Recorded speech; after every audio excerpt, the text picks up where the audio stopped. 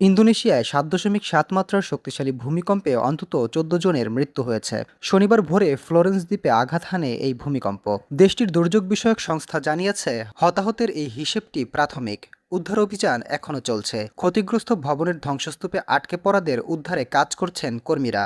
স্থানীয় সময় শনিবার ভোর ৫টার কিছু আগে আঘাত হানা এই ভূমিকম্পের কেন্দ্রস্থল ছিল ভূপৃষ্ঠ থেকে মাত্র ১৫ কিলোমিটার গভীরে। উৎপত্তিস্থল অগভীর হওয়ায় এর প্রভাব ছিল বেশ ধ্বংসাত্মক। মূল কম্পনের পর ৬.১ মাত্রার একটি সহ বেশ কয়েকটি পরাঘাত বা আফটার শক অনুভূত হয়। ভূমিকম্পের পরপরই সুনামি সতর্কতা জারি করা হলেও ৩ ঘন্টা পর তা তুলে নেওয়া হয়। টার্মিনাল ভবন থেকে কংক্রিটের খণ্ড ভেঙে অপেক্ষমান যাত্রীদের ওপর পড়ছে। জাহাজে ওঠার সিঁড়ি ধসে বেশ কয়েকজন সমুদ্রে পড়ে যাওয়ার ঘটনাও ঘটেছে। ইস্ট নুসা তেঙ্গারা প্রদেশের গভর্নর ইমানুয়েল জানান, নিহত ব্যক্তিরা ঘুমন্ত অবস্থায় ভবন ধসে মারা গেছেন।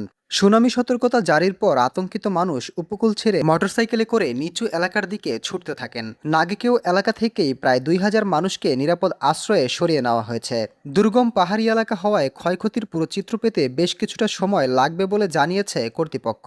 লোকজনকে শান্ত থাকার পাশাপাশি উপকূলীয় এলাকা এবং ফাটল ধরা ঝুঁকিপূর্ণ ভবন থেকে দূরে থাকার পরামর্শ দেওয়া হয়েছে।